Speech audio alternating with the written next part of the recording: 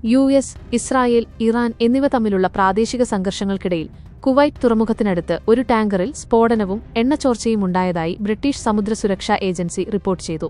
March 4 ബുധനാഴ്ച രാത്രിയോടെയാണ് സംഭവം നടന്നത്. ടാങ്കറിന് സമീപം വലിയൊരു സ്ഫോടനമുണ്ടായതായും തുടർന്ന് ഒരു ചെറിയ വിമാനം അവിടെ നിന്ന് നീങ്ങുന്നത് കണ്ടതായും കപ്പലിന്റെ മാസ്റ്റർ അറിയിച്ചു.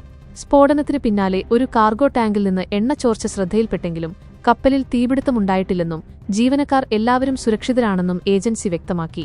കടലിൽ എണ്ണ കലരുന്നത് പരിസ്ഥിതിക്ക് ആഘാതമുണ്ടാക്കുമെന്ന ആശങ്കയും റിപ്പോർട്ടിലുണ്ട്. സംഭവത്തെ തുടർന്ന് മേഖലയിലെ കപ്പലുകൾ ജാഗ്രത പാലിക്കണമെന്ന് ബ്രിട്ടീഷ് ഏജൻസി നിർദ്ദേശിച്ചിട്ടുണ്ട്.